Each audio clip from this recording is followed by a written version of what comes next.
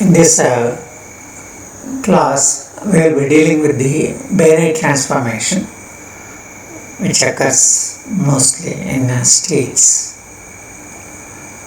It is a very important transformation because it is possible if you could obtain completely a bainitic microstructure in steels, the properties will be very much enhanced. You will have very high strength coupled with very good toughness. And all this can be accomplished without addition of costly alloying elements. So even with moderate additions of the alloying elements, you can produce, particularly boron, you can produce 100% bainitic microstructures which will have a very important set of mechanical properties. In steels, bainite forms at an intermediate temperature range between the domains of perlite and martensite transformations. So here is the schematic. In this semi-schematic picture, you have got, this is the domain where ferrite and perlite are formed in hypoelectric tall steels, and this is where the bainite is stable. So this is where the transformation range where it occurs in the TTT diagram. These are the CCT curves which are superposed on the TTT diagram. So if the cooling rate is very slow, then you end up having ferrite and perlite. So entire structure may be 100% perlitic. But if the cooling rate is intermediate and the composition is such that this particular perlite bay and bainite bay are well separated, as from this here, it is possible to produce 100% bainite in a moderately fast cooling. If the cooling rate is much faster, then you end up producing a martensite structure, 100% mass or near 100% martensitic microstructure. Like perlite, bainite is a two-phase aggregate of carbide and ferrite.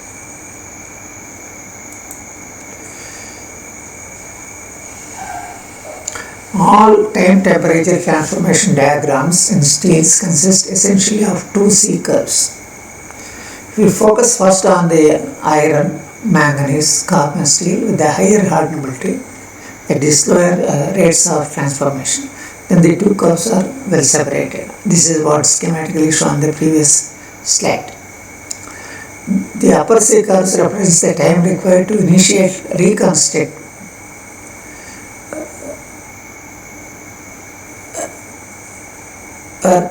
regenerate or reconstruct transformations such as ferrite or perlite transformations of asteroid. The lower C curve represents displacive transformations such as bainite or Widmanstätten ferrite formation.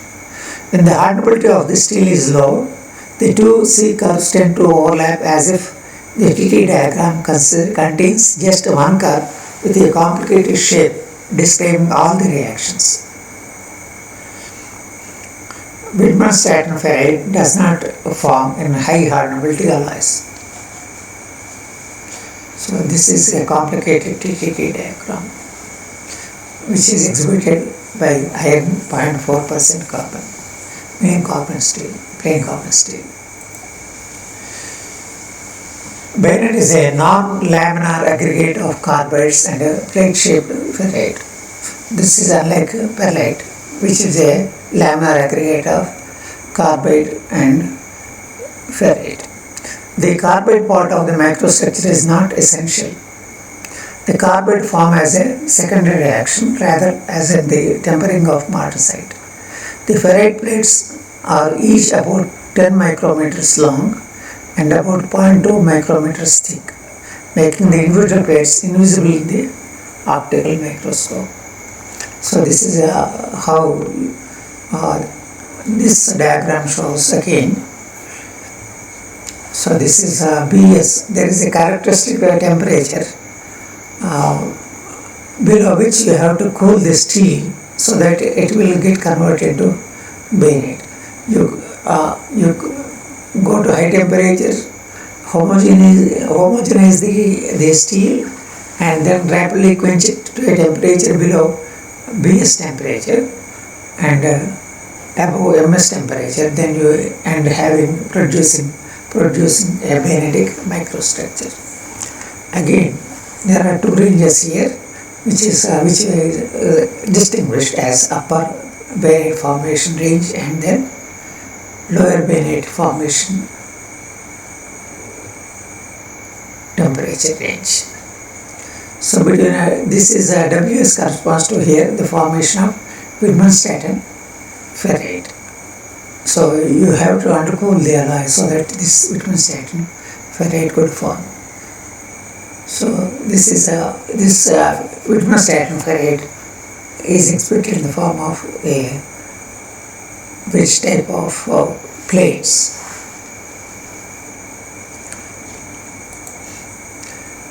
Now we can divide the microstructure of the bayonet into two. That is that of upper bayonet occurring at a higher end of the bayonet transformation temperature range, and lower bayonet which occurs towards lower end of the bayonet transformation range and above the martensite transformation range. The microstructure of upper bayonet consists of fine plates of ferrite, each of which is about 0.2 micrometers thick and about 10 micrometers long. You can see it here. This is a plate which is 1 micrometer, and so consequently you can imagine that on average you have thickness of 0.2 micrometers and the length is around 10 micrometers. The plates grow in clusters called as sheaves. Within each sheaf, the plates are parallel and are of identical crystallographic orientation, each with a well-defined crystallographic habit plane. Habit plane is the interface plane between the parent and the product phase. The individual plates in a sheaf are often called as subunits of bayonet. They are usually separated by low misorientation boundaries or by cementite particles. Elongated cementite particles usually decorate the boundaries of these platelets. So this is elongated platelet of upper bayonet between the one plate and another plate of ferrite. You have this cementite. The coarse cementite particles in upper bayonet are notorious in their ability to nucleate cleavage cracks and voids. So consequently, microstructurally the upper bayonet is not favored in practical applications. Upper bayonet evolves in the distinct stages, beginning with the nucleation of ferrite plates at the asteroid grain boundaries. The growth of each plate is accompanied by a change in the shape of the transformer region, a change which is precisely an invariant plane strain. This figure shows the surface relief produced by the formation of bayonet in a sample which was first polished and then transformed. You can see that there are surface tilts which are standing in relief as a consequence of formation of bayonet. Bayonet forms at relatively higher temperatures when compared with martensite. The large strains associated with the shape change cannot be sustained by the austenite at the high temperatures where bainite forms, because the strength of austenite at these temperatures is relatively lower compared with its strength at temperatures of martensite star transformation are lower. So consequently, because the strength is lower, the austenite cannot sustain the strains which are introduced as a consequence of formation of bainitic plates. These strains are relaxed by the plastic deformation of the adjacent austenite. The local increase in dislocation density caused by the yielding of the austenite blocks the further movement of the glycite transformation interface. So the glycides interface are those which have got a set of dislocations with the help of which the product phase grows. This localized plastic deformation therefore halts the growth of the ferrite plate, so that each subunit only achieves a limited size which is much less than the size of the austenite grain. So that means the ferrite plates are considerably smaller than the original austenite grains. Bainite forms on particular crystallographic planes. So in this way it is similar in behavior to that of martensite. But the indices of the habit plane show considerable scatter. So here you have got this is the stereographic triangle in which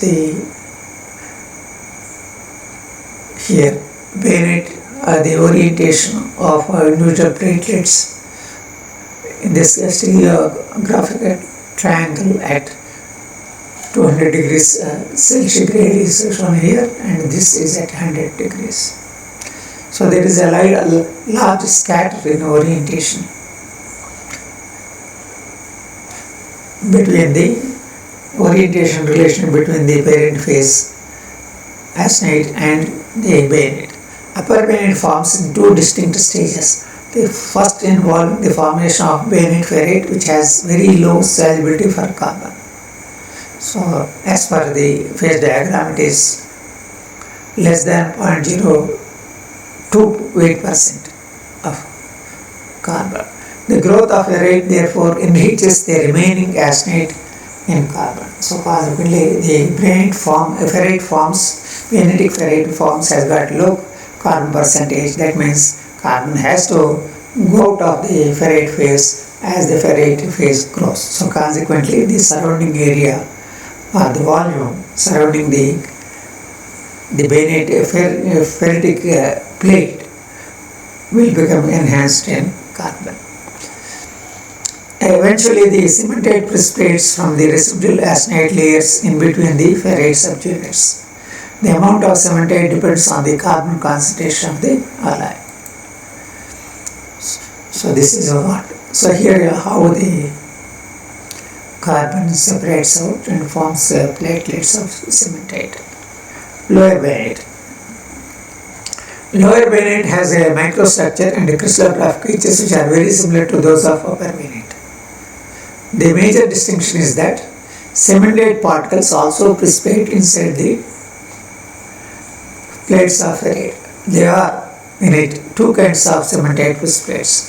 Those which grow from the carbon-enriched austenite, which separates the platelets. So this is a cementate again, and you have got cementate. This is one type of cementate, this is another type of cementate. Carbates in the lower bainite are extremely fine. So these are extremely fine, with just a few nanometers thick and about 500 nanometers long. Because they precipitate within the ferrite, a smaller amount of carbon is partitioned between the residual austenite. Because carbon is also precipitated here, you have got less amount of carbon to precipitate between these two platelets. This in turn means that fewer and finer cementate particles precipitate between the ferrite plates when compared with an upper bainate microstructure. So here if you can look at this original the microstructure, so you can see this is one plate and you can see the ferrite so carbide precipitating inside the ferrite plate. An important consequence is that lower bainate is usually found to be much tougher than upper bainate, in spite of the fact that it also tends to be stronger. Shape change.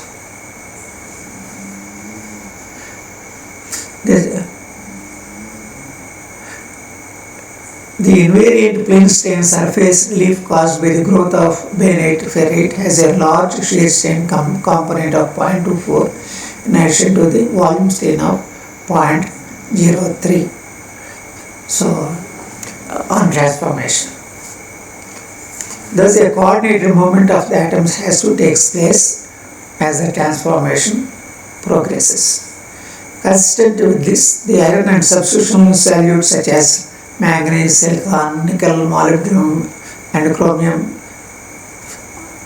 and most of the substitutional alloying elements, they do not move. The change in crystal structure is therefore achieved by the deformation of the austenite crystal.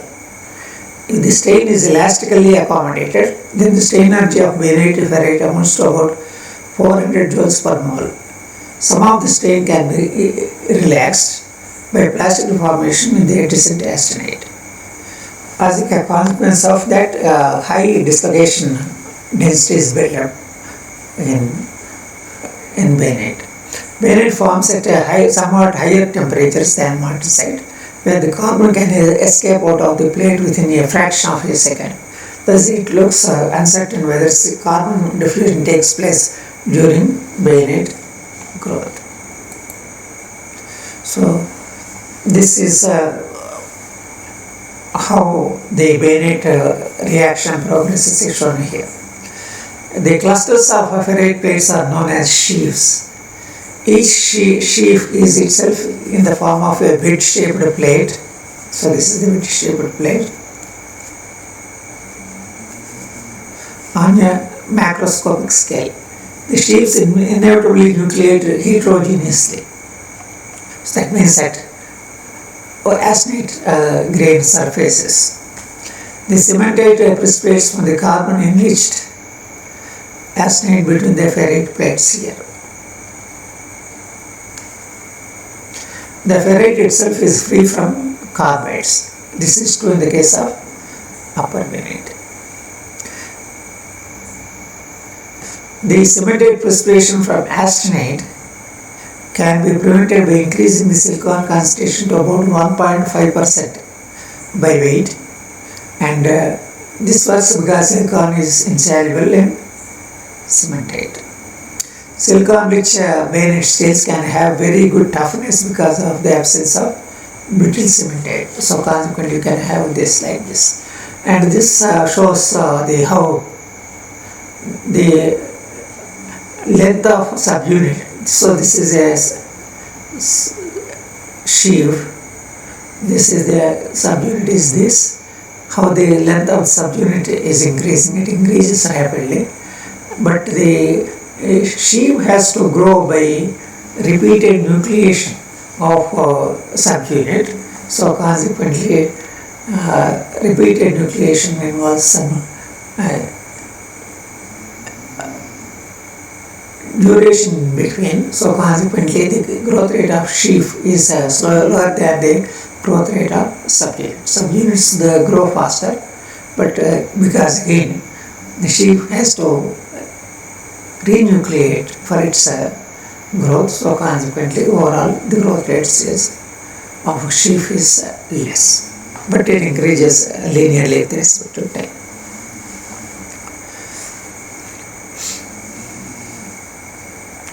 Bainate reaction has several of the recognized features of nucleation growth process.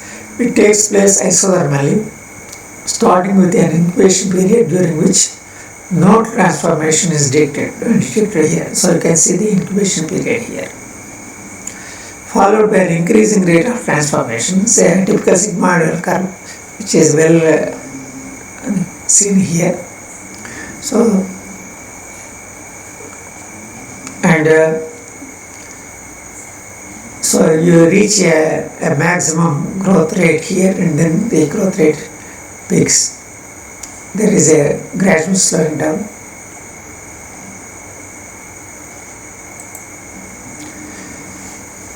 Shape deformation and growth of pinnate planes. So the formation of pinnate causes a deformation which is an invariant plane strain with a shear component of 0.26 and a delegation strain normal to the habit plane of about 0.03.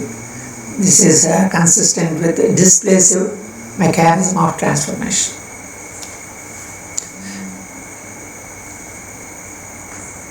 The parent forms at relatively high temperatures when compared with the martensite.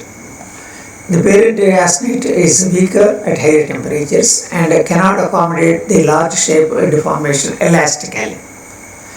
It therefore relaxes by plastic deformation in the region adjacent to the magnetic plate. So this is how a tilt which is produced by shape change of the bayonet formation, and how that is accommodated by slip is shown here. So this is alpha prime, which is a ferrite, magnetic ferrite plate, and this is gamma and this is gamma. The interface between them is called as the habit plane, and so this is number of steps are formed on the other side. So the build-up stresses and strains are released by the slip gamma adjacent to the alpha. The effect of this plastic deformation is to stifle the growth. Stifle means reduce the growth of bayonet plates before they hit any obstacle. So consequently, bayonet plates they do not extend from one grain boundary to another grain boundary of austenite. And further transformation happens with the formation of a new plate, and this is why the sheaf morphology arises. Diffusionless growth requires the transformation to occur at temperatures below T0, okay, where the free energy of bayonet becomes less than that of austenite of the same composition. So here this is the curve for the austenite, this is the curve for bayonetic ferrite, and at a temperature which corresponds to T0 here, so both curves have got the same free energy.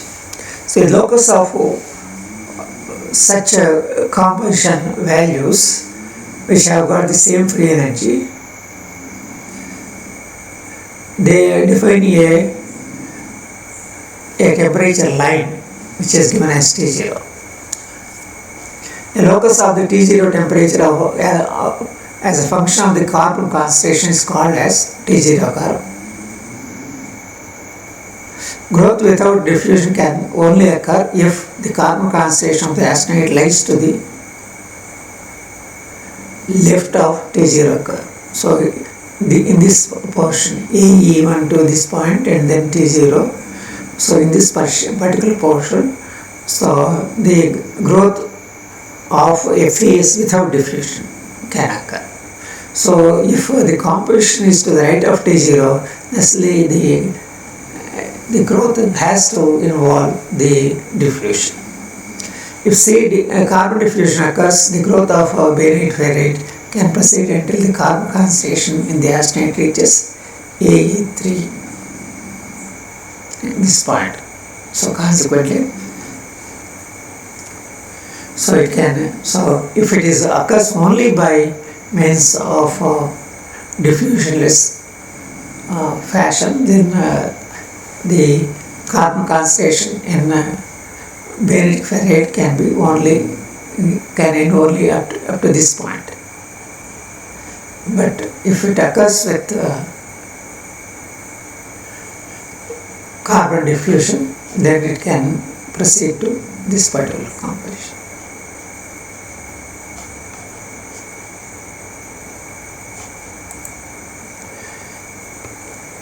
It is found experimentally that transformation to bainite does indeed stop at the T0 boundary. So consequently, it is essentially diffusionless transformation. Diffusion.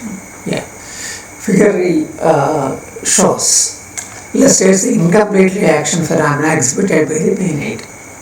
During isothermal transformation, a plate of bainite grows without diffusion. Then partitions its excess carbon into the residual austenite. The next plate therefore has to grow from the carbon enriched austenite. This process continues until diffusionless transformation becomes impossible when the austenite composition eventually reaches T0 composition. T0 bonded. The figure B here shows the experimental data. This is the schematic diagram and this is the experimental data. So, showing that the growth of bainite stops when the austenite carbon concentration reaches that corresponds to T0.